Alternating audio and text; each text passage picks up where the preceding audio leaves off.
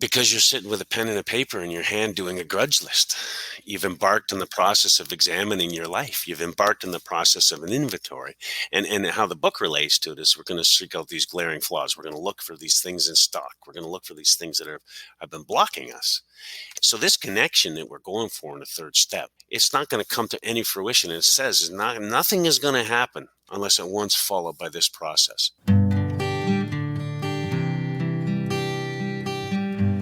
Well, hello, friends of Bill W. and other friends. You have landed on Sober Speak.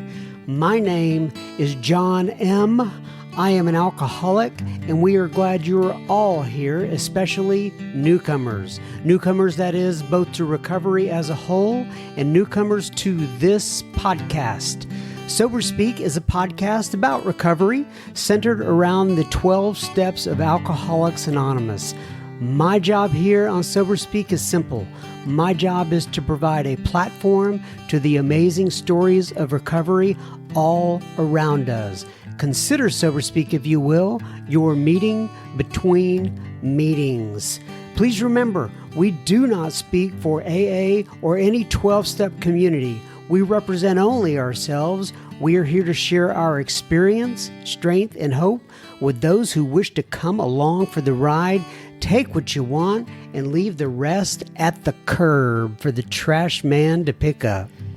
Hello, lads and lassies.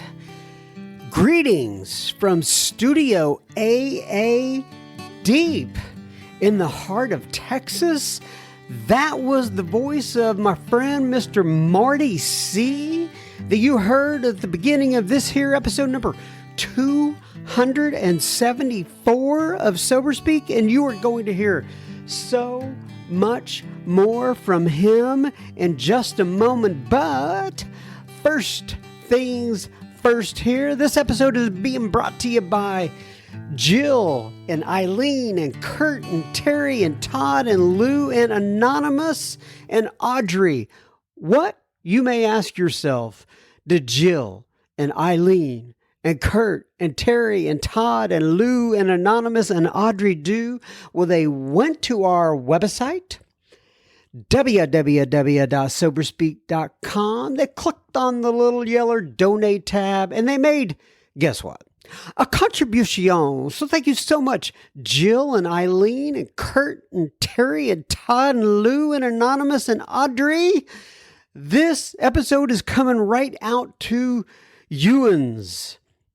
All right, so I'm going to read some listener feedback here on the beginning of this episode because we had so much this week and I don't want to take up all that time on the back end. So I just picked out a few kind of at random to read here on the front end. Deanne writes in, and the title of the subject line, I should say, of her email was Sarah G.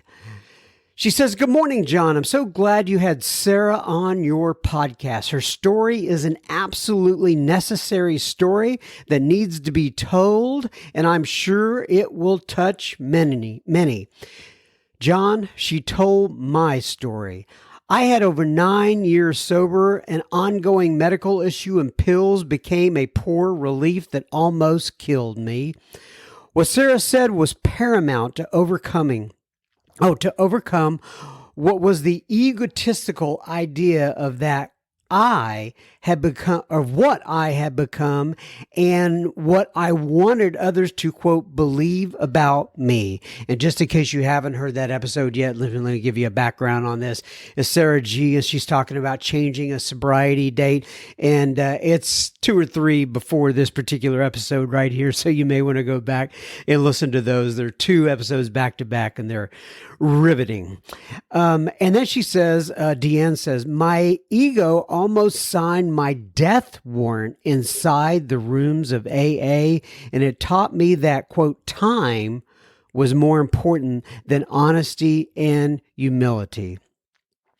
That was over 6 years ago, and thank God there was enough grace for a new spiritual experience through, quote, the work, unquote, in AA. What a gift we have been given.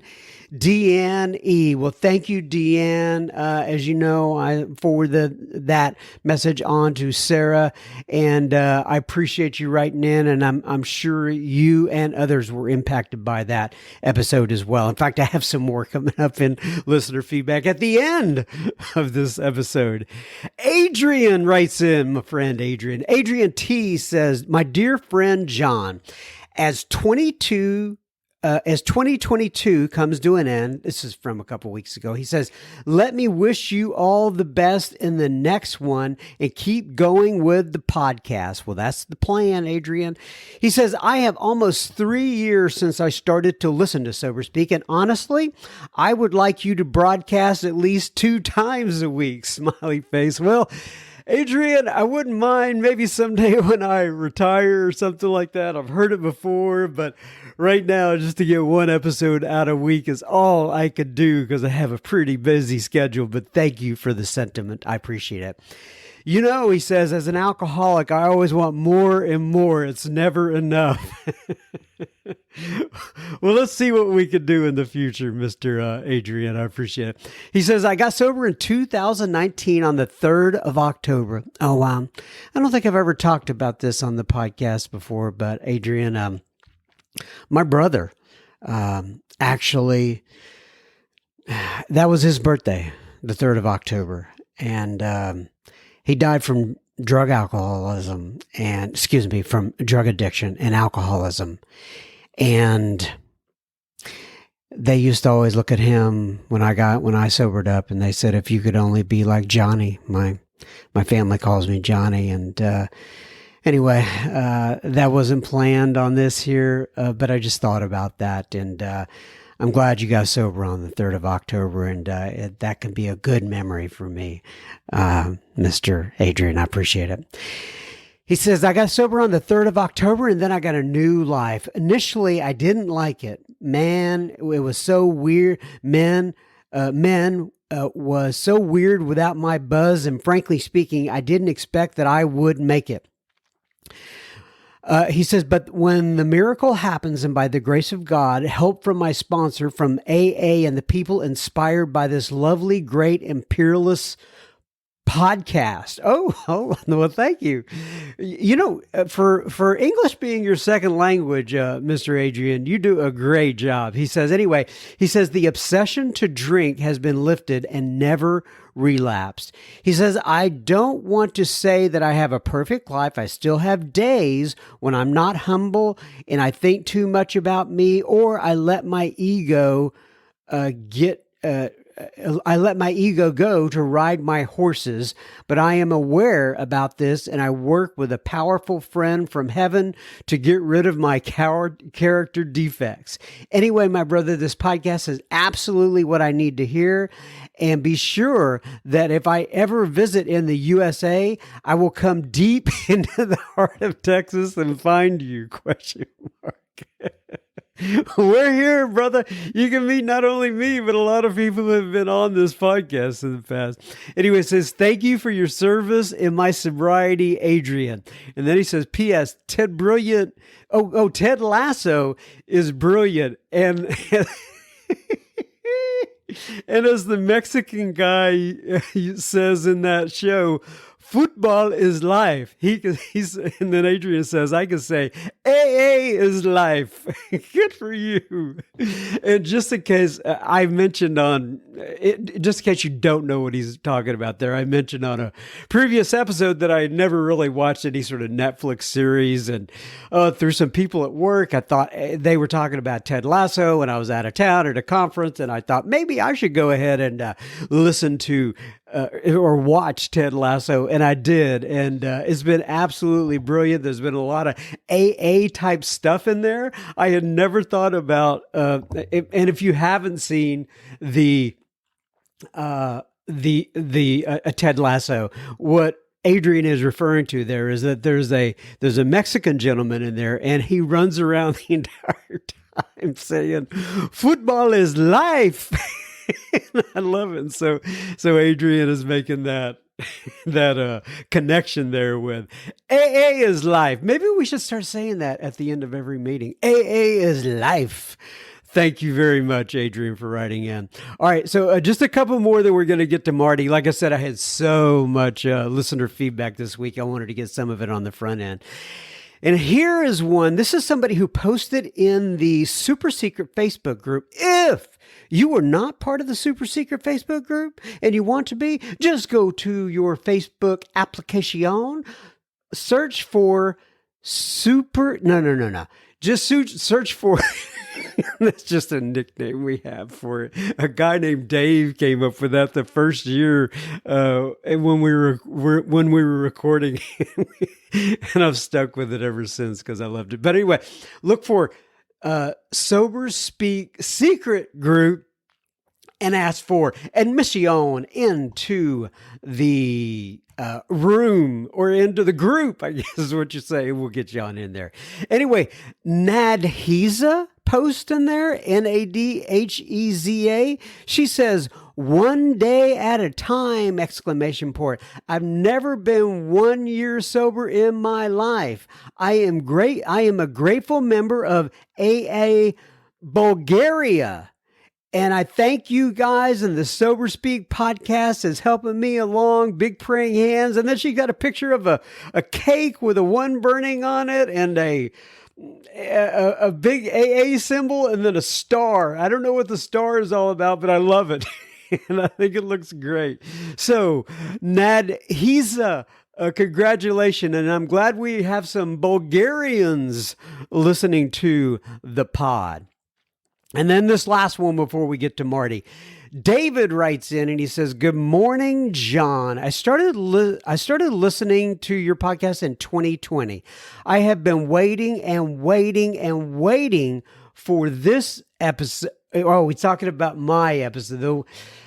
Just in case you're not aware of it, toward the end of the year, I released something, a recording of my particular story. Anyway, and he says, "Thanks for sharing your experience, strength, and hope. Thank you for your vulnerability and for all of the work you do. I'm not a person who typically reaches out, as evidence that I haven't emailed you since 2021. However, risking taking away from the positivity of my email to you, I was infuriated a couple of months ago by the voicemail." I know what he's talking. "I was infuriated by the voicemail you played where some a-hole, I'll just say it as a-hole, was complaining about your introductions. To put it succinctly," I don't want to read this as it is, but you'll get the gist here. "F him, F his world, and F everything about him." It's all right, David. He says, "It's people like that had kept me away from AA for 13 years. He says, "I love you, brother. I love the podcast, and I'm still attending meetings. It's a miracle. 15 years of sobriety by the grace of God. As a late Christmas gift, John, you can send me that guy's address." "And I'll go punch him in the throat for both of us." "Well, for me anyway." And then he puts a big I kid, and a big smiley face laughing out loud.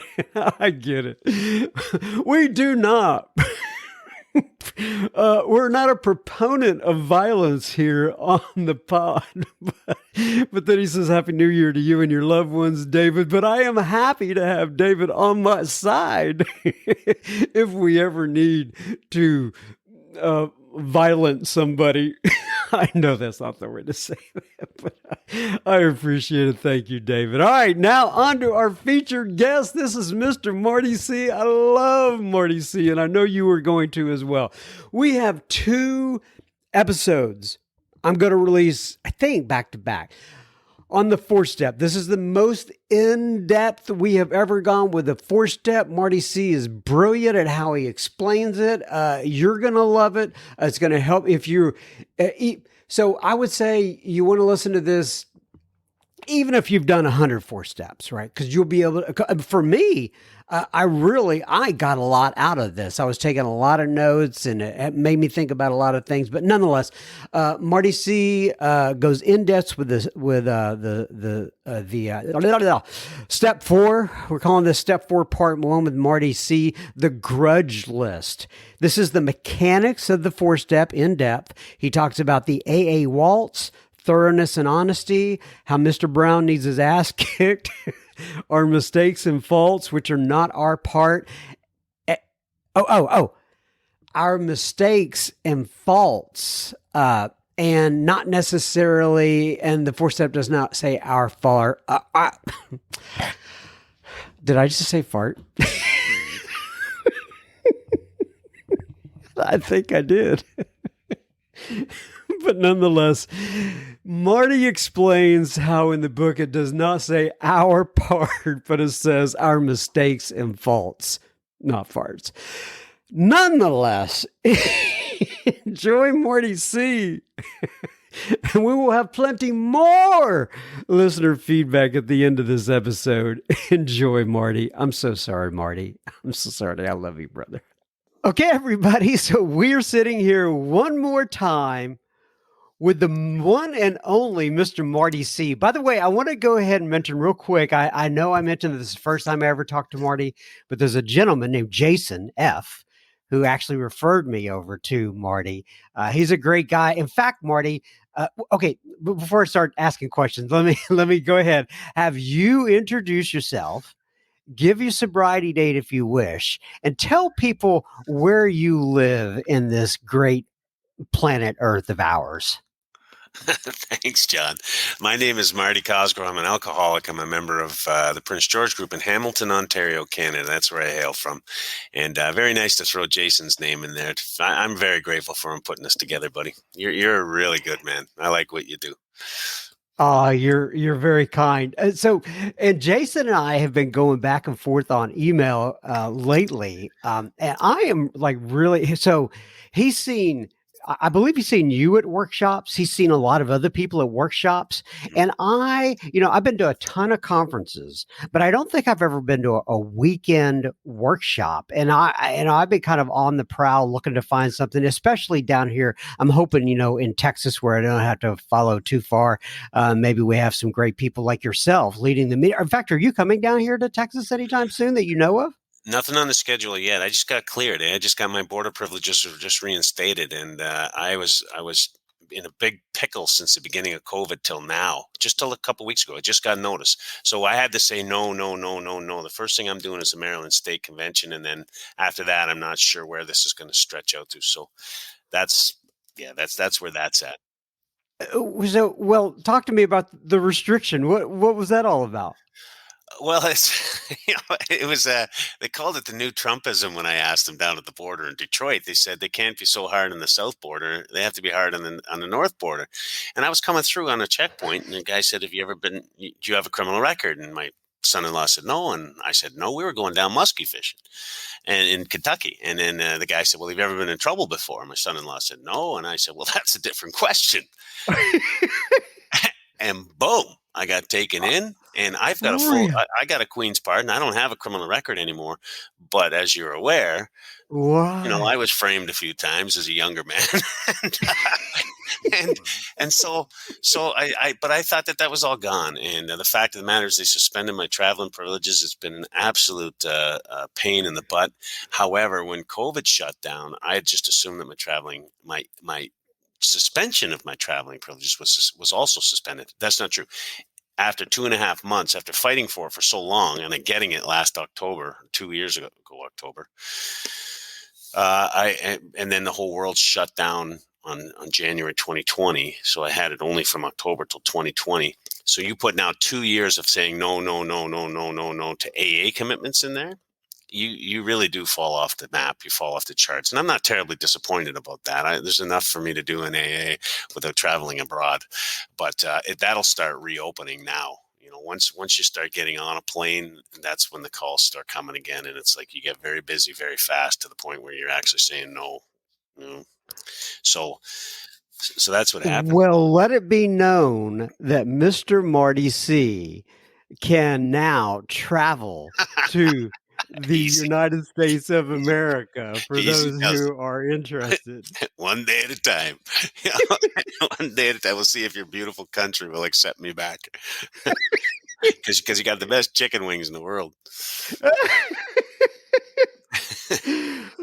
Yeah, and I want to, we were talking a little off mic, and I always like to get these conversations on my. As we were talking, I'm always going. In fact, many times I start these things out, and people are talking and talking, and I'm like, whoa, whoa, whoa, hold on, I want to get that. I want to record that. You were talking about how you and your wife, I believe, were listening to the podcast yesterday. Talk to me about that. Well, for you listeners, anybody who picks this up on a regular basis, it's really good. It's a good idea if you talk to others about it as well. Just people in your meetings and stuff like that, people you sponsor, people you hang out with in recovery, because this is awesome. And I was just scrolling through just on a lark. I got John's email just confirming some of this stuff. So I thought, I haven't looked on this. I've been on the site for a while. And I started scrolling through. I thought, here's a talk of Rich's that I haven't heard. So, and I love Rich. And so I popped Rich on, and my wife was within earshot, and we laughed, and we were looking at each other with identification. It was just a really good, powerful talk. And then she said, then she said, anybody else? And then I put on Bill C. And again, I mean, John, you prompted him and prodded him and poked him in all the places that is so comfortable when I hear a talk of his. And his lunacy was on full display. so, so I spent Saturday afternoon or Friday afternoon in a jovial, connected way with all of you and all of you listeners. And that's why I think it's a fantastic venue. And you do such a good job. It's not just necessarily the people you get. It's how you're able to sort of get us off our beam and talking about just the comfortable stuff. Well, my job is the easy one. I mean, guys like you, I mean, you just have, like I said earlier, you said, what are we going to talk about? I said, I don't know. You have content for days and days and days. And I mean that as a compliment, when it comes to Alcoholics Anonymous, especially, you've been around a while, you know all the ins and outs of it. And that's what people want to hear about. So, all right. So last time we got together, we talked about the steps. We talked about steps 2 and 3 of Alcoholics Anonymous. And I want to pick that up at step 4 here. So, step 4 made a searching and fearless moral inventory of ourselves. It scares a lot of people, as you know. They'll see that when they come into the rooms, they read it on the wall, and they're like, whoa, whoa, whoa, whoa. I mean, I'll do some things, but wait, what do you mean searching and fearless moral inventory? So talk to me about that. What comes to mind for you? Well, certainly in my own experience, and I shared a little bit of that in the first couple of times we ever spoke, is that I was an alcoholic a long time before I ever had a 12-step experience, and in those first several years, you were absolutely correct, and around this fearfulness around step 4, and it wasn't driven from the on the wall step, like made a searching the fearless moral inventory ourselves. I mean, if you were a knucklehead like me and in the mid 80s and the early 90s, I didn't even know what that meant. And I didn't take the time to know what it meant. And nobody took the time to explain to me what it meant. So it wasn't relevant. When I would open up the 12 and 12, which all of us were sitting at 12 and 12 discussion tables, we would read about this moral sort of corruptness that existed inside of men at large, and especially alcoholics. And I'd identify with those things with the people around me. And I would think that somehow we're doing some kind of an inventory of some type, or there was something happening inventory based. But none of us were sitting down with a paper and pen and writing inventory. At some point, there was a recovery home Buffalo, a recovery program treatment center in Buffalo called Brylin. And the Brylin four-step inventory guide became a tool in the Hamilton area, in the Southern Ontario area, that everybody began to use to do inventory. And they would call it their fourth step because the guide on the front said the fourth-step inventory guide, but it was completely unrelated to AA and had no AA content in it whatsoever. The questions were driven specifically at childhood, adolescence, and three parts of adulthood, and they were Uh-huh. asked questions about, things like, did you ever look at your dog with an extra fondness? Those kinds of things. did you ever did you ever hear your parents making love? Did you ever How did that make you feel? Did you ever inventory all of your thefts, stuff like that?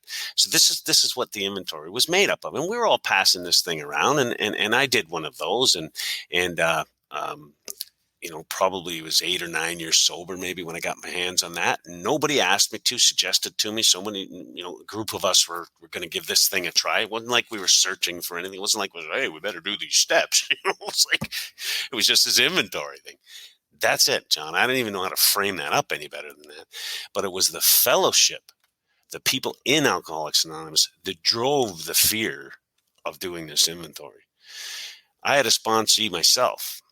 A young person came to the table. They were sober for about a month. They were happy. Their life had changed. In a month, all the stuff had stopped. Of course they weren't well, but all the pain and calamity they came in with had sort of dissipated. And they were sharing that at a table. And my brilliant sponsee speaks up and says, "Oh yeah, wait till you get a fourth. We'll have to do a fourth step. Then we'll see all that disappear." And it was like, I looked over and thought, "You asked, what are you doing?" He's and so the, and he hadn't even done a four step.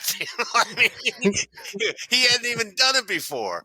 The general consensus in AA fellowship was that it's something to be feared, and so that was the message that was passed on to people coming into AA. Is it was something to be feared, and in the step itself said we made a fearless and searching moral inventory. There's something that happens in step 3. When we were talking about step 4 today, it's very hard to lay the foundation of the groundwork for step 4 until you recognize that you cannot do a fourth step unless you've taken a third step. And the third step is confirmed by the fourth step. It says we're not going to have any lasting effect. This third step experience we have when we go to God is not going to have any effect whatsoever unless at once followed by a strenuous effort to face and be rid of the things that block us. So there's no gradual sort of connection. It's bang, bang. How do you know you've taken a third step? Because I'm writing a grudge list. How do you know why are you writing a grudge list? Because I took a third step. And I know that So whatever. I think that's real important. So I want you to repeat that again because I know that there are a lot of people around all the various countries, over 200 countries that listen to us. Mm. Okay. And, and I've heard that before too, but I just kind of slow that down. How do you know if you've taken the third step? It's because why? Because you're sitting with a pen and a paper in your hand doing a grudge list. You've embarked on Mhm. the process of examining your life. You've embarked on the process of an inventory. And how the book relates to it is we're going to seek out these glaring flaws. We're going to look for these things in stock. We're going to look for these things that have been blocking us. And so this connection that we're going for in the third step, it's not going to come to any fruition. It says nothing is going to happen unless it once followed by this process. So a lot of people, and John, this was common, very much common in the 80s and 90s, and sometimes I still hear people say from the front of the room today, is that there's this theory or this thinking that people go 1, 2, 3 out, 1, 2, 3 out, and they called it the AA waltz or something like that. The Right. three-step waltz. They have a term for it, and it's like that's not necessarily, I don't think, very accurate. I think that portrays something very different in the third step because you you cannot take a third step and not be entering inventory. It's impossible. We made a decision to turn our will and our lives over to the care of God. So we make that decision.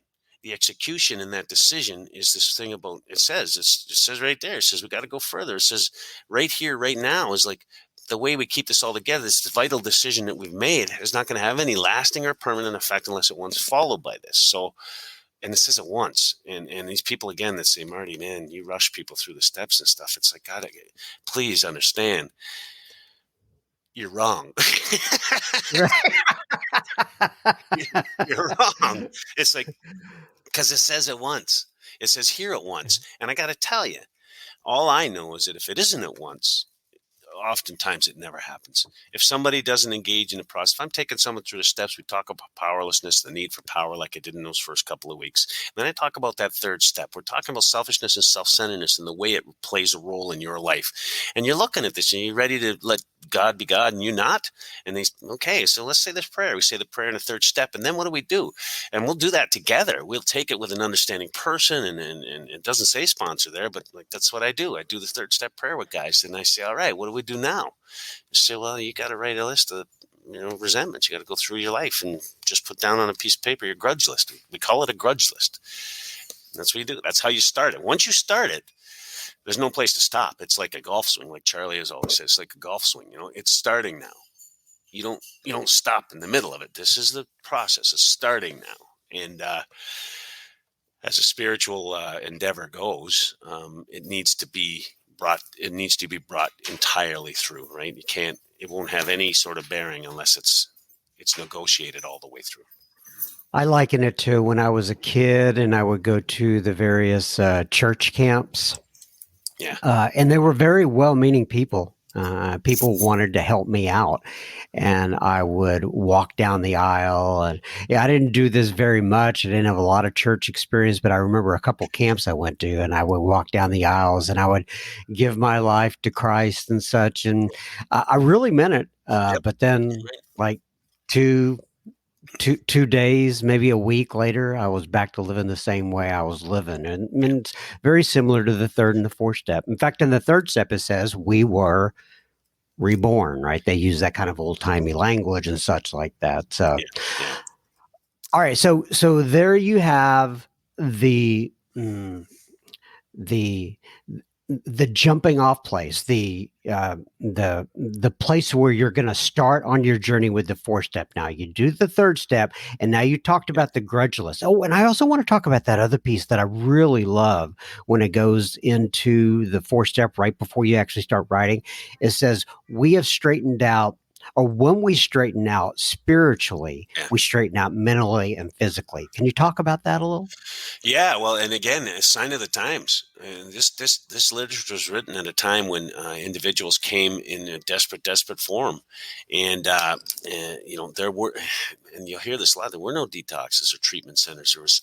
There was some asylums and stuff like that, but again, they treated people mostly physically at first, and so when we get into this age of treatment centers and detoxes and stuff like that, our order in the recovery community, our order of operations here is that first we recover physically, then we recover mentally, and seldom or if ever do we recover spiritually. That's how it exists today. And how can it? If people are coming from detoxes or treatment centers, the first thing is you get a dry out joint, you get one of those tumble dry out joints, and you get spun dry or whatever it's called. And then they give you all kinds of information about your alcoholism, Q exposure, all that stuff about that you're completely and I'm not putting down treatment. I'm not saying that. I'm saying this is what they go after. This is what they're funded to go after is give this person enough tools to manage their alcoholism. That's the goal. You got 28 days to give them as many tools as you can so that they can go out from here and manage their alcoholism. And if you talk about spirituality at all, it's usually like a daily reading out of one of the Hazelden pieces. It's usually something like that. And you're supposed to sort of meditate on that or sort of, ideologize on that, how that fits for you. And away you go. Now that is sort of 1980s, 90s, 2000s treatment for people with alcohol and drug addiction who run into our system. In our book, it says, first we straighten out spiritually. Now you got to remember, in my experience, so I'll go through all of this stuff, is in my experience, July 16th, 1987, I hit my knees in a jail cell, not by choice, but by force. And I was brought to my knees in a jail cell and I screamed out for help. I don't want to live like this. I don't want to live like this anymore. And I heard a voice say, you don't have to live like this anymore. And I began to straighten out spiritually. And so over time, and I'm going to meetings and I begin to straighten out mentally. And within a short period of time, I was a young man, I was 23 years old. The physical ramifications of alcoholism had not yet destroyed me physically. So I began to recover there very quickly. But that's the same way it unravels. This connection with God, although very exposed it unravels very quickly. The ego restores itself, and it starts to say, "Nah, that was just a voice. It was a delusion." That's how it comes up, right? But I'm damn it, I'm not drinking today, one day at a time, and I'm relying on mental sort of equity to get through this day, and the physical piece is, you know, when you think about Mark Houston or anything like that, like that's a big part of his recovery program was the physical fitness piece, because it says that there, you know, first spiritually, relationship with God. Secondly, relationship with you mentally, my relationship in the world. How do I come to the world? How do I present it? And then thirdly, my body. Am I looking after the temple that's carrying all of this stuff? So the essence of what happens with recovering alcoholics doesn't matter if they've been in a treatment center for 10 years or whatever. It doesn't matter. It's our recovery from alcoholism, according to Alcoholics Anonymous, is like that. It's still like that. Is one day all ideas of concepts and ideas that have been with me my whole life change, and a new set of ideas and concepts are in there. It doesn't matter if I'm sober 30 years. Bang, it happens suddenly, and boom, I straighten out mentally and physically. And it's very interesting. Like that, I find that concept is very interesting. That because we strap time to things, if we give things time as a sort of modicum, and it's not real, right? It's not real. It doesn't matter if a person's sober 3 days and has a profound spiritual experience for 30 years, and then their life begins. It doesn't matter. There's no time in any of this. Not at all.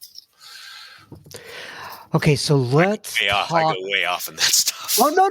That's good. I love it. Let me do a little break here real quick. All right, we will be continuing our conversation with Marty C in just a moment. Just a reminder, you're listening to Sober Speak. You can find us on the World Wide Web at soberspeak.com. And there you will find approximately 170 or so other episodes you can listen to for free. You can also find the donate button on our website, which you can use if and only if the Spirit moves you. Please keep in mind, this is a podcast funded by you, the listener. All right.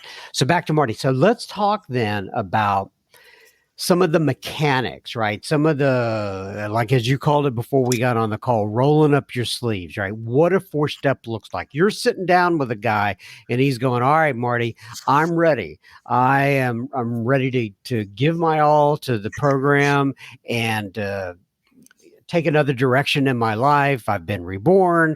I'm ready to move forward. So what do you have them do after that point?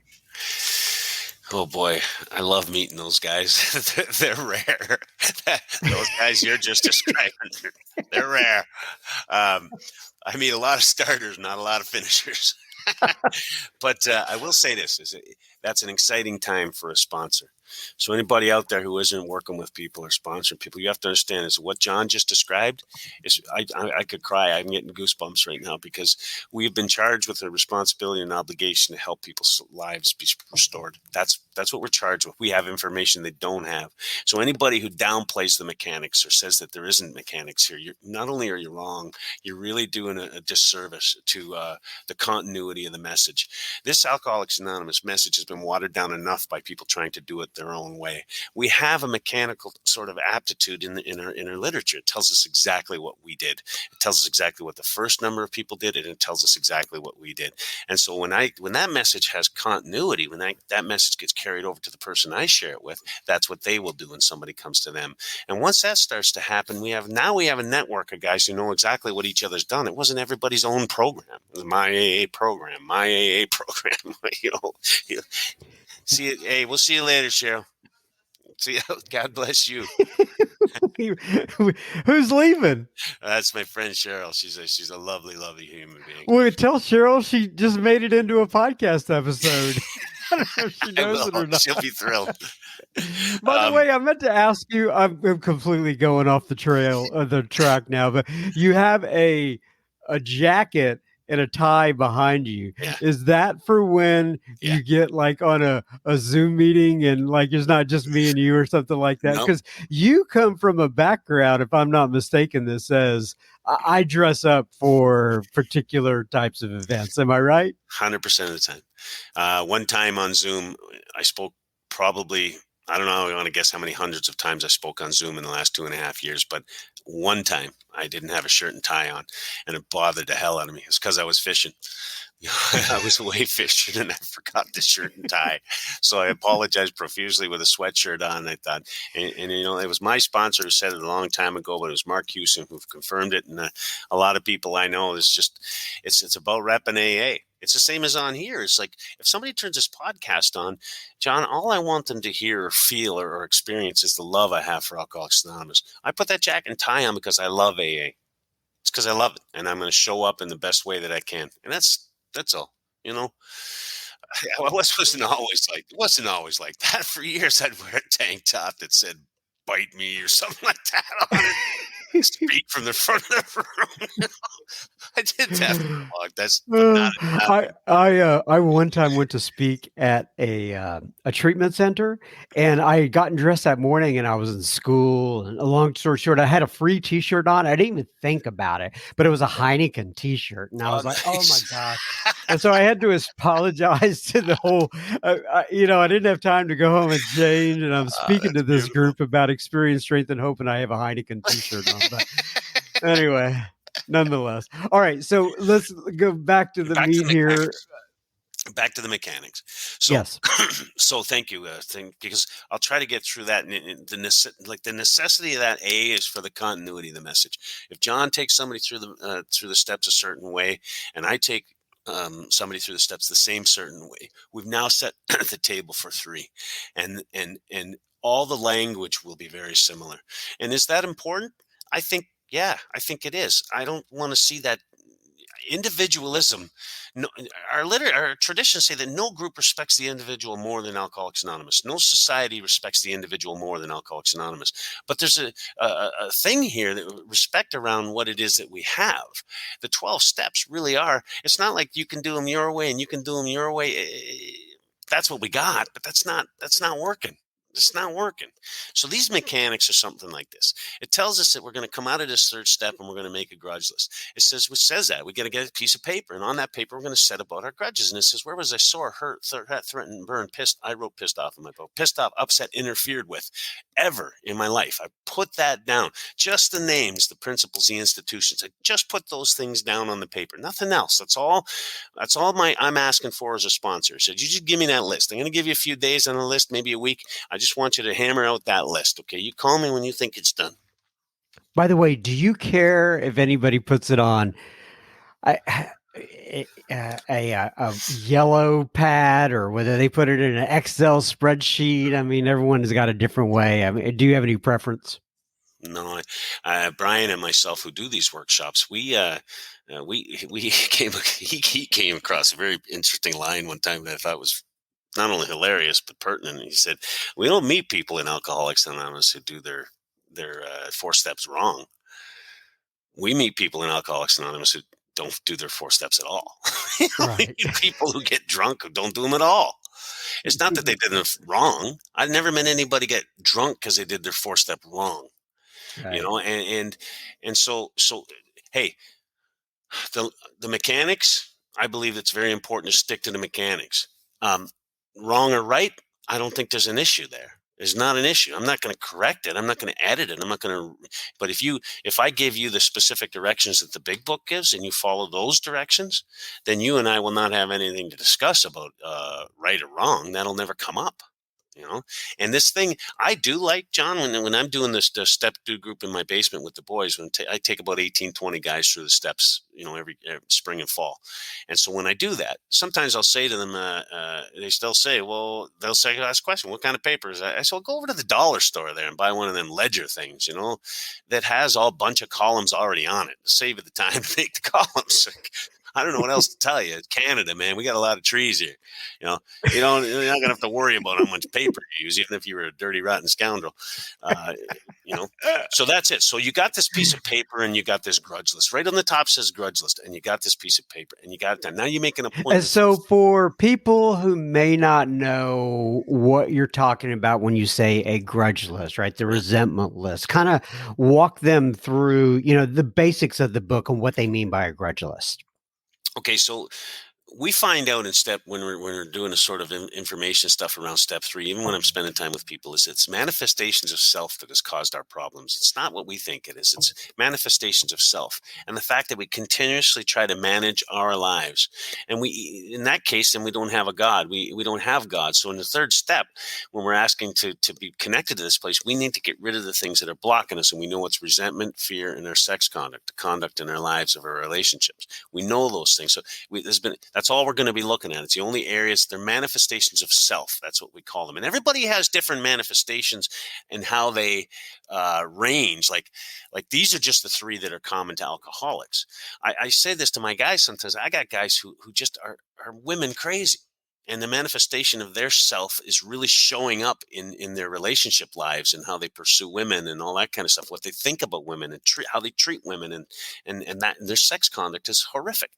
But they're not that resentful. They get along pretty good with most people. They don't harbor resentments, and their fears aren't huge, but their sex conduct. Now, then you got a guy like me. My chief manifestation is my resentment. I could get pissed off at anything. And then I have very little fear, and I have a moderate sex conduct issue life. So resentment is my number one offender. So we all have these manifestations in different ways. They show themselves in different ways.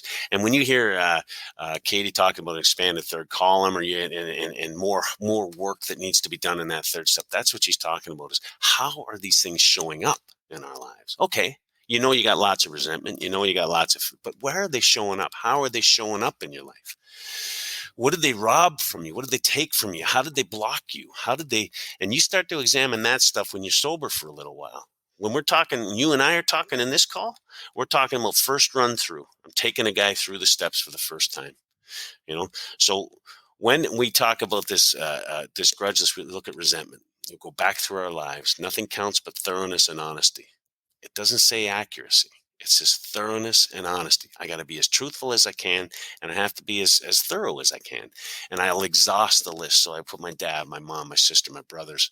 I put them down. I put my boss when I was 12 years old. I put these things. I put down Mr. C, the area candy man who abused me. I put these things down. I put these names down, right? And that's all I'm doing. It's just putting these names down. Institutions. I don't like the police. I don't like jails and prisons. I don't like the prison system. That's what I put down. Principles. My old man used to say, "Oh, I really missed the boat on that one." And it was a constant sort of theme in our house that we just missed the boat. You know what I mean? And that, hard work would get you this and hard work would get you that. And these were principles that I rejected and I resented because that's not what I saw. They were not consistent in my life. So I put those things down on my resentment list. So it's like, I have these things on this list, and I go, oh man, and I've done some pretty good work, and I'm pretending like I'm a new guy right now. I've done some good work. I've been doing this for 3 or 4 or 5 days, 6 days. I call my sponsor, I say, I got this grudge list. I'd like to sort of, and that's when you start talking about taking it through the columns. Okay, so now you've got the columns, right? And you have the 3. And what are the what are the I've heard Bill C talk about, or somebody, the t-shirts that you can buy at the conferences that said Mr. Brown sucks, Mr. or Brown. what is that? Mr. Brown. Yeah. So what happens with Mr. Brown? Well, Bill Wilson gave a great example. And the thing is, and I want people to understand this, is read your big book. You read your big book for yourself. I was 23 years old and probably had read this at some point when I was first sober, or saw it in prison or whatever. And I saw this example that Bill gives us on the 4th step. And he says, I'm resentful at Mr. Brown, the cause. When you look at the cause, it says his attention to my wife, right? I'm 23 years old. Don't have a whole lot of relationship success in my own life, and what I was witness to my entire life growing up, I don't know anything about fidelity or honesty or security in marriages. I don't know anything about that. So really, that doesn't mean anything to me. It sounds like an ancient sort of thing that's being his attention to my wife. And then it says he might get my job at the office. And then it says something like he told my wife about my mistress. Now, I got to tell you, 23, 25, 28, I thought that was lame. I thought, why the hell would you be upset about that stuff? Now I'm 58, and I look at that and I think, he's hitting on my wife. He tells my wife about my girlfriend, and he's trying to get my job. And then that's where Bill Cleveland, all those guys laugh and they tease and they say, the T-shirt says, Mr. Brown needs his ass kicked. Because when we're doing the workshops, Brian and I are doing the workshops, we'll use that as an example. I say, so what do we know about Mr. Brown? All we know about Mr. Brown is Mr. Brown needs his ass kicked, and that's the T-shirt. And the fact is like, hey, Bill Wilson. The key to this, the beauty of this, is in a very concise way. In a very, I think it's 17 words. I haven't got my book in front of me here, but I think it's like 17 words, something like that. He describes these resentments, and they are huge. They are not small resentments. These are huge resentments. And like I said, when I was 23, 25 and judging erroneously this thing, I looked at it as lame. What's the problem? Well, I'm insane when I'm looking at this. My lights aren't on. They're not clear. And I'm looking at it not just, I am looking at it from a moral standpoint and thinking, what's the problem here? Because I don't have any morality. Now I've got 4 daughters. I've been married for 30 years. And I look at this now and I go, not just is my own personal morality alive, I recognize that in the eyes of God, this may have been deplorable. This might have been abhorrent behavior. So, wow, have I changed? The book's the same, but it's like, holy crap, those were serious resentments, man. Like, I think about it today. I think about if any of that's, I'm not a jealous guy or anything like that, but if any of this guy was trying to hit him and I tells my wife about my mistress and is trying to scoop my job at the office, I might have a problem with that. I may have a problem with that. So, and then Mrs. Jones also, I like her. So yeah. she's a nut. She snubbed me. Yeah. She committed her husband for drinking, and he's my friend. She's a gossip. So that could cause an issue too. Well, and as an example, Bill Wilson's inventory example there is fantastic. I don't know how many people have ever done it, but when we go through this talk, hopefully we get through it all here in this, is you'll if you can take Bill's first 3 columns, because we have the book in its typeset apparently was set up in such a way that those first 3 columns were given us as an example. But the next bit of information that we're going to get into, which is the real inventory, is in text on the next page. So you have that example, and then you're given the instructions in the next bit of information on the next page. And it's very, if you get time to take Bill Wilson's inventory through the whole inventory, you'll see what could come out the other side of that. And you cannot shake your head. When I talk about that Bryland 4-step inventory guide or the Hazelton inventory guide that asks you specific questions, this does not do that. This does not ask you any specific questions. This says, who am I mad at? And it says, what's the cause? And this is very specific. There's either there, the information's either there or it's not. There's no right or wrong answer. And then it says, how does it affect me? And we're not left to assess how it affects me. We're not junior therapists. We're not psychologists. We're not at, all we have to do is multiple choice. Did it affect my self-esteem, my personal relations? Did it affect my security, my ambitions? I got multiple choice, 7 areas of myself that it could have affected. And I put that down and just write that down. Security, personal relations. I write down how. In the first 3 columns, who am I mad at? Why? What they do? What happened? And then the last column is, how did it affect me? My pride, personal relations, So those first 3 columns are what Bill gave us an example to. The real work is coming from that information. All right, so now we're going to, well, I mean, some people say there's no 4th column listed, but there is information you need to put in, and whether you want to call it a column, whatever you want to call it. Yeah. So talk about that next piece to their grudge list. So I want to be clear here that there's nothing, I don't add anything to the big book or anything like that, but there is work to be done here. And in order to know that I have done the work, especially me with a lot of resentment, there's a lot of, so I have this next little piece of work that I put in there, John, and I just put a little P or a check up in little strip column. And what it stands for is there's a sick man prayer, a 4-step prayer in there. And if I do the prayer, I put a check mark, and I do the prayer beside each person. And if I'm pushing here, I put it through in each infraction. I'm going to say this prayer. And what I mean by that, this 4th man prayer, the sick man prayer, is one of the greatest gifts that Alcoholics Anonymous has ever given me. It says, the book says we're going to be ready to look at it from an entirely different angle. And it starts to examine the idea that if I can look at these people and I can see these people as perhaps spiritually sick, and perhaps is the caveat, I'm not there to judge them.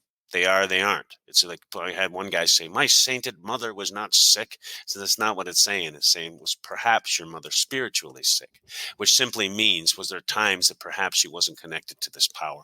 And if the answer is yes, I say, God, help me, save me from being angry. It's the book says that we'll say a prayer for them and cheerfully grant them, the same thing with a sick friend, all that kind of stuff, when we ask where we can be helpful to this person. But the real prayer, the prayer here in the 4-step prayer, sick man prayer, is God save me from being angry, which goes very much in contradiction to what I was told in the first 15 years when I was Alcoholics Anonymous about when I would get mad. It would tell me, if you have a resentment and you can't be free of it, then you pray for that person for 14 days, asking for them that they have all the things that you would wish for themselves. And after the 14 days, that resentment will be gone. Not only is that horse shit, that is not AA. That is not AA. This is AA. Is I'm resentful at this. Sorry about that. You can edit No, no. beep, beep, beep. So, You're fine.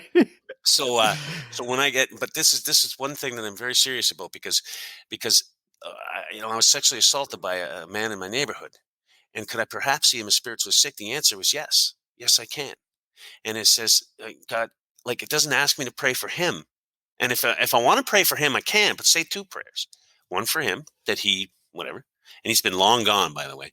And the other one was, it says right there, it says, this is the prayer. God save me from being angry. Why? Because my resentment towards that man and the things that he did have almost killed me. And I've hurt a lot of other people in the interim. So save me, God, save me from being angry. Now I'm just doing the work. I'm going across. I'm just doing the work, right? I do the list down in the grudge list. But now when I'm plugging it in, I'm going across, right? I'm plugging it in down, I'm going down, and I'm going down the 3rd column. But now I'm going into this place where I'm looking at this guy and I'm saying, okay, God save me from being angry. See? So that's the first part of moving into this thing that I said is life-changing stuff. It doesn't say I have to forgive him. It doesn't say I have to have gritted teeth. It doesn't say any of that stuff. It says, God save me from being angry. That's the prayer. Now, what does any of that mean? It means now I can move into the next piece of the work. And again, I don't have my book in front of me, but what it says is the first thing we're going to do is we're going to look at that, at what did the guy do to me? What did that person do to me? And in the case of my father, for example, who was at the top of my list, what did he do to me? Well, he beat me. He beat my mother. He beat my siblings. He drank our oftentimes our savings away. He caused embarrassment to me. We'd be in a line, getting extra cans of groceries because there was a limit of 6, and he'd chew out a 14-year-old cashier because the price of tomatoes went up from 9 cents to 14 cents, and I would be humiliated. And these are the ideas that come up that had never come up to me in all the years that I was in the hole in prison, and those are the things that I was thinking about. This is what makes this different than any other inventory. It's just, these are the things that start. What did I do to him? I kept him up at night. I lied to him. I cost him bail. I took money away from our family because I kept getting into trouble with the law, on and on and on, right? Very easy to do. And our indication says, our book says, our literature says, where was I selfish, dishonest, self-seeking, or frightened? So I start tagging those behaviors in my last column that I'm writing this stuff. I start tagging those behaviors. I lied to my father, dishonest, selfish, self-seeking. I stole from my father, lying, dishonest, self-seeking, dishonest, self-seeking, dishonest, selfish, selfish, dishonest, self-seeking, dishonest, selfish, dishonest, selfish, blah, blah, blah. Now, okay, you go to the guy who molested me. I look at that last column and say, what did I do to him? And I remember I was in Philadelphia. There was 1,200 people there, and I'm doing a 4-step, and I said, what did I do to him? And somebody in the back room says, you went for candy. And I said, I was 8. It's like, I didn't. And someone said, how about nothing? How about nothing? Yeah, okay, how about nothing? I did nothing to him. And the book says, even though maybe we had done nothing. But then it says, the book says this, and this is the piece a lot of people miss, John, in the 4-step.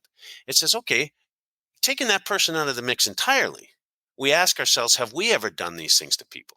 And that guy that molested me, he betrayed me, he lied to me, he manipulated me, he used me.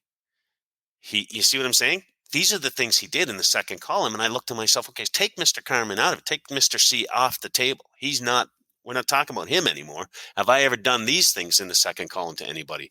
Holy crapola, that last column of my inventory starts filling up.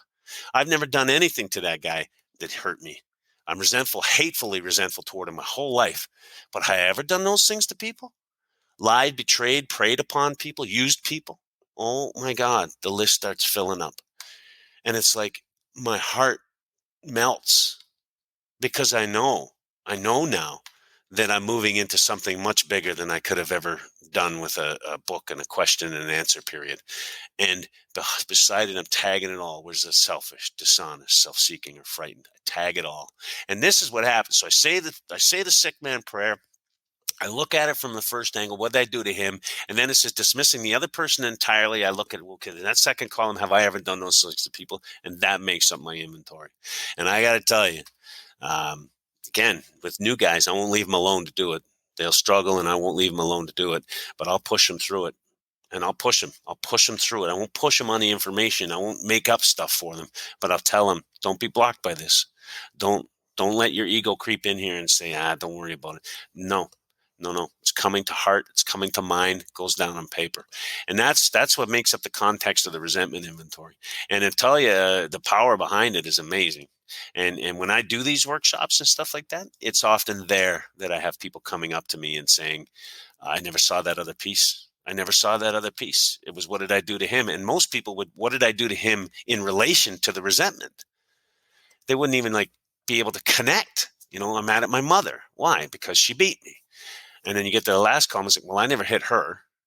And now, honestly, that's how their ego would sort of conceptualize this thought for them. So I never hit her. You know, that's not what it says. It's my mistakes and faults. It doesn't say my part in the resentment, which again is AA lip flap and party line BS. We've that's been around for a long time where I'm looking for my part. Nowhere in there does it say anything about our part. It says we look for our mistakes and faults. It doesn't say our part. And that's very important to hear, because how groupthink manages and manifests is, for years, for 10 years, I'm taking guys through the steps in my basement. I drew up the sheets, the 4-step sheets they were going to use.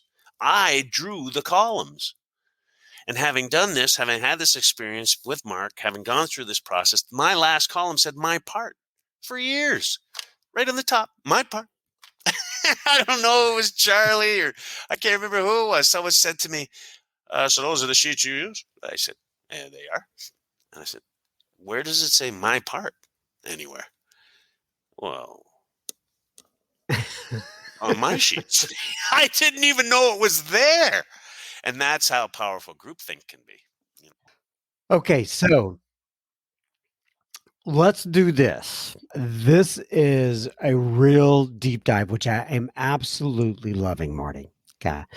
Let's, next time we get together, talk about, kind of finish up with the resentments, and then we'll get into the fear and the sex part, Yep. and we'll just make it a two parts regarding the 4-step. Are you okay with that? Absolutely. Absolutely. You know what? Yeah, absolutely, buddy. I'm the thoroughness around this. I think is so important, and thank you for Yep. valuing that, because this isn't just about me blowing smoke here. This is taken straight out of the No. literature and fed back. Right. I get it. I get it. All right. So let me end up with page 164 from the big book, and then we'll schedule some more time and we'll get back together. Okay. It says, abandon yourself to God as you understand God. Admit your faults to Him and to your fellows. Clear away the wreckage of your past. That's what we're talking about here. Give freely of what you find and join us. We shall be with you in the fellowship of the Spirit, and you will surely meet some of us, like me and Marty C., as you trudge the road of happy destiny. May God bless you and keep you until then. Once again, Marty, I appreciate you spending time with me here, sharing your So experience, strength, and hope with the listeners.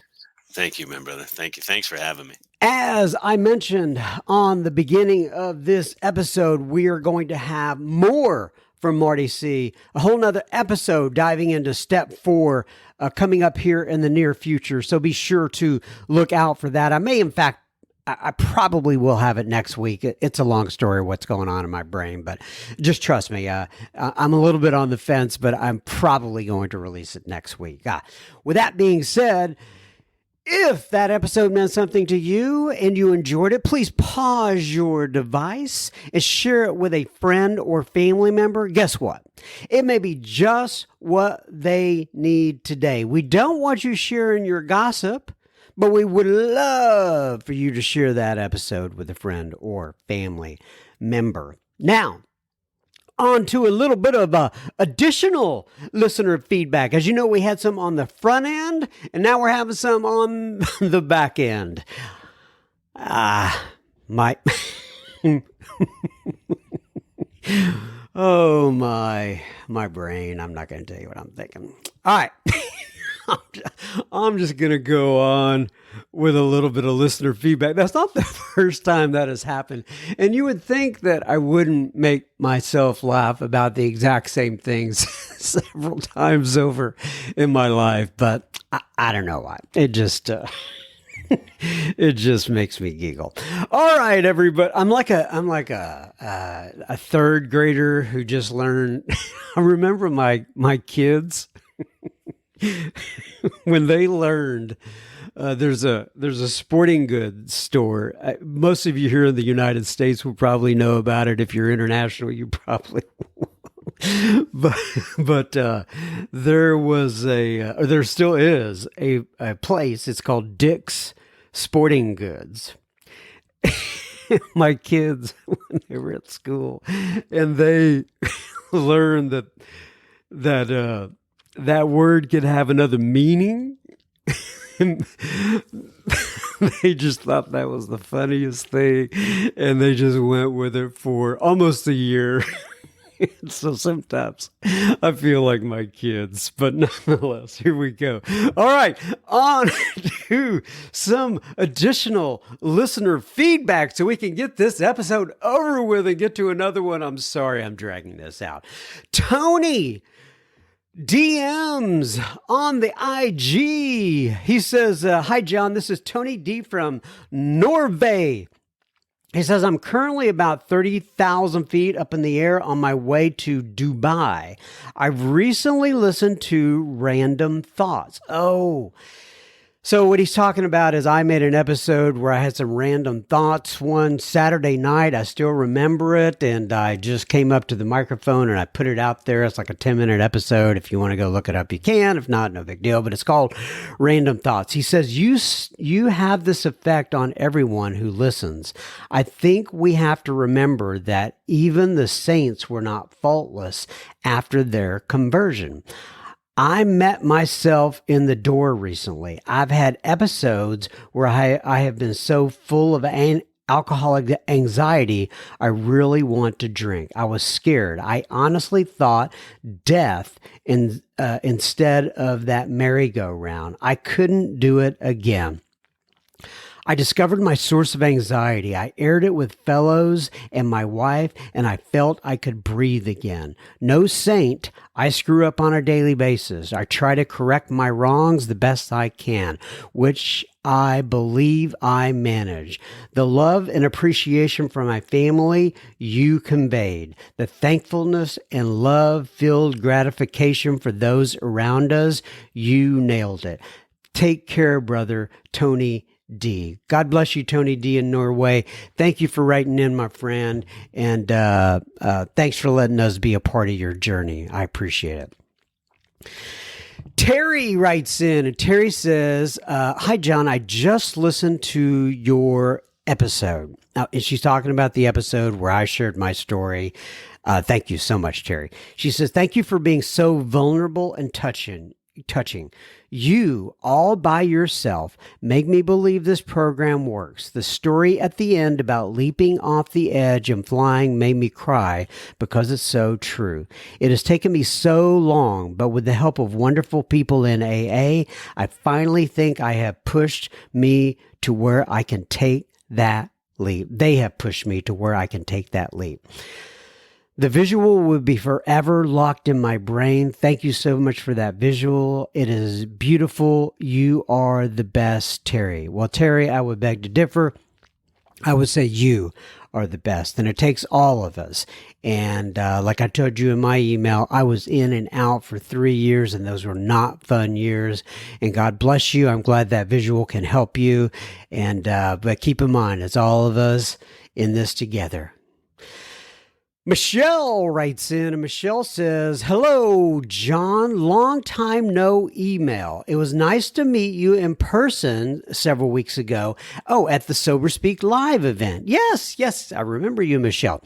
She says, "You may be wondering why I'm emailing you, but I was driving 1.5 hours tonight. I'm running a 5K at midnight, laugh out loud, and I needed a podcast or two, so I pulled yours up, and of course, it was great hearing your story. I, too, have a mother with mental health issues, and she is currently not speaking to me or my sister. Also, when you said someone named Bob, you asked someone named Bob to be your sponsor, I thought it may be the guy in the fancy suit. And in a weird coincidence, that podcast played right after yours, and that very Bob being interviewed on a different podcast. Well, Michelle, I know who you're talking about. That is Bob C. And he's actually been on my podcast in the past, and I love Bob C. He's been sober for 60 years, but that is not my sponsor. My sponsor is Bob L., and he attends the Carrollton group. And she says, lastly, my family and I just went to Ireland and loved it. So when you read that Irish poem, I started crying. My favorite Irish blessing is, may the road rise up to meet you. She doesn't say it in an accent here. I'm just kind of throwing that in for a little effect. But she says, thank you for all your great podcasts.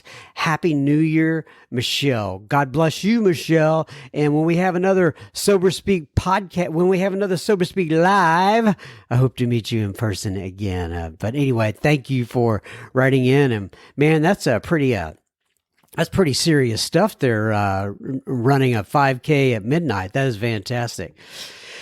Heather writes in, and Heather says, Happy New Year. There's nothing better than waking up sober and listening to Sober Speak. Well, thank you. She says, your story on your podcast was so beautiful and heartfelt. No words to explain the feelings I had when listening. Thank you for finally sharing and releasing your story. I'm sure it will help a lot of people. My husband and I have been listening to your podcast for over a year. We are both 2 years sober this time around. Thank God, sobriety. Through God and sobriety, we were married in October after 7 years. Listening to your story helped in our own parent issues. Well, that's good to hear. I appreciate that, Heather. She says, my father was 32 years sober, and I went back out and died with 1 year and a half of relapsing this year. It has been hard on our family as he was the rock that helped get his 4 children sober throughout the years. Oh my goodness. Thank you for all that you do in your prayers and continuing on your journey through God. Much love and respect, Heather C. Well, much love and respect back out to you. Give your husband my best, and I'm glad my story could help in some small way. Shane writes in, and Shane says, hello, John. I live in Washington State. I found your show on TuneIn Radio under the search for Alcoholics Anonymous. I find myself in the hospital under mandatory detainment for alcohol and endangerment to myself again. I heard a lot of good stuff on your show. It has helped me in my spiritual condition as I've laid here withdrawing. I'm 35 with a sponsor, but am now ready more than ever to live a sober life, which requires daily work and meetings.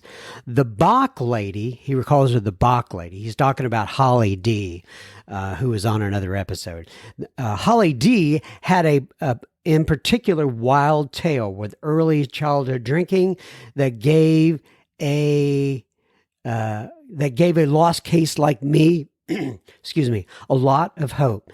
Thank you for helping me with meeting between meetings. Shane, hang in there, my friend, and I hope by the time you hear this, you're done detoxing and you're out and on your way. Keep me posted. Elaine writes in, and Elaine says, "Hi, John M. I've just recently listened to the podcast. I like Sarah G the most. I live in Washington State, home for me. I lived in upstate New York for 13 years, and it's very different. I'm going through a really rough patch right now. Right now, I am 4 years sober." Since June the 15th of 2018, but this is my first time single and alone in sobriety. It has been challenging. I'm 56 and my health declined rapidly. I have 3 autoimmune diseases and my fiance dumped me, tired of being my caregiver, I guess, and I believe is looking to date what was my best friend. Oh, wow. She recently told me that our friendship isn't a good fit for her. I assume because she feels guilty about being attracted to my ex. I'd be a country song. She says, I'd be a country song if I had a truck. I'm glad you could put a little humor in there, Elaine. And where she says, at any rate, I found Sober Speak in Stitcher and I enjoy it. Thanks so much for providing it to those who can't get a meeting on a regular basis all the time, Elaine. P.S. Oh my God, I just found Holly D, and she is my favorite. Thank you. So she said, she likes Sarah G. She likes Holly D. And Holly D, if you haven't heard that one either, it's probably 5 or 6 episodes back from this one. Anyway, I appreciate you writing in, Elaine, and good luck with all your troubles there. As they say, keep coming back. It works if you work it. And it sounds like you're on the right path. Jesse DMs me on La Instagram, and he says, "Hey there, John M. I just wanted to tell you how much I enjoy your podcast and how much it's helping me to get to that point of finally being done with drinking. I have had a problem with drinking for the better part of 8 to 10 years now. I just turned 34, and I'm totally convinced I'm powerless over this. I listened to an episode with Marty C today." Well, hey, you may have just heard this episode with Marty C again. Anyway, he says, "I just listened to an episode with Marty C today and it really clicked with me." And I said, when he said, "I can't stop when I start and I can't stop starting." That's where I'm at. I'll get a few days here and there, a week, and sometimes a few weeks. It always ends up with my addiction making the same tired resolutions. It will be different this time. Only a 6-pack on weekends, only a social drink, etc., etc. The same old lies lets me down, and the same old lies and lets down to leave me more and more defeated. I have a beautiful family, a great career, and so much to be thankful for, yet somehow I never fully surrender. We've been there, Jesse. The same old lies and let down to myself. Oh, I'm sorry. I read the same paragraph again. I popped back in on a meeting once in my area, Waxahachie, and it was about 4 or 5 months ago, but I didn't go back. I let the addiction convince me once again I was, quote, okay.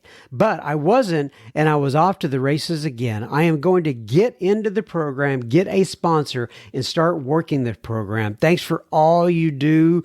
And help everyone who is struggling, Jesse. Well, Jesse, you can't see me. I'm giving you a little namaste hands right now. God bless you, my friend. I appreciate it. And keep coming back, friend. It works if you work it. Brian writes in, and the subject line is episode 272. That happens to be the episode that John M. is on. Anyway, he says, what an awesome story, John. My mom had bad OCD while I was growing up as well. This is one of my favorite episodes ever. Brian G. Well, thank you, Brian G. And I'm glad you found something you could relate to in there. And man, it was not easy. I can tell you that for me. I doubt it was for you either. Trudy posts in the super secret Facebook group. And she says, yesterday, there's a lot of posts like this, but for whatever reason, I just drew this one out, basically because, it mentions Sober Speak, and I know Trudy's been along with the ride for Sober Speak for a long time. She says, yesterday, I celebrated 4 years of recovery. AA sponsors steps, and of course, God's grace was possible for this Irish Catholic drunk lady to recover. Recover, not cured. I am so humble and grateful. I listen to the Sober Speak podcast. The guests are amazing, and John's laugh makes me giggle. Happy New Year, and God bless. And she has a picture of herself with her fingers holding up her chip, and it's so nice to hear from you, Trudy. And wow, hard to believe that's been 4 years. I think you've been listening since the very beginning of your recovery, and God bless you. I'm glad. I'm so glad you've gotten to 4 years. Anna writes in, and Anna says she was going back and forth. We were talking about, I didn't know what AB was when she wrote in, so I asked her what it was, and she was talking about the episode that she had heard of mine with my mom and anorexia and bulimia, and she says AB is, quote, anorexia/bulimia. My understanding is that OA was founded on the basis of AA and primarily designed for compulsive overeating, very much like in the doctor's opinion on drinking, a mental obsession and physical compulsion and more. Anorexia, physical, sexual, etc., is the opposite of this spectrum. Still a compulsion, obsession, and a progression, but for less and less and less. I feel like the thing is that your mom was sick in very much the same way as you. I know you know this, but when you found the box of cards, but she really did do the very best that she could with what she had. You're right, Anna, and I do realize that. We're the lucky ones. We get to do it different. I often think that they're looking down on us and cheering us on. Happy New Year, and thank you again for your healing work. Bless you, Anna, best. Or bless you, best, Anna. I do realize that. Thank you very much, Anna, and I appreciate all the kind words and input. John H. writes in and he says, hey, my sponsor kept talking about Sandy B, so I Googled him and your podcast came up. I have listened to very few of them at this point, but I like them very much. I work at Staying Green in the program, and this helps me to hear something good with each podcast I hear. Well, John H., keep on keeping on there, brother, and I'm glad you found us. Addison DMs on the Instagram, and she says, hey, John, we were going back and forth about something, and she says, hey, John, wow, I feel like I'm talking to a celebrity. Laugh out loud. Well, if that's the truth, Addison, we must redefine what a celebrity is, but I appreciate your sentiment. She says, I listen to your podcast all the time. I love it. Thank you for being of service, brother. Well, sister, thank you for listening in. I appreciate it. And God bless you. And I'm glad that our wee little podcast can help you out a bit. All right, everybody. I told you we had a lot of feedback on the back end. That's why I did some on the front end. Anyway, that wraps up this one. Keep coming back. It works if you work it. May God bless you and keep you until then. I take this 1 week at a time. Hope to see you guys next week. Until then, peace. Love you. Bye.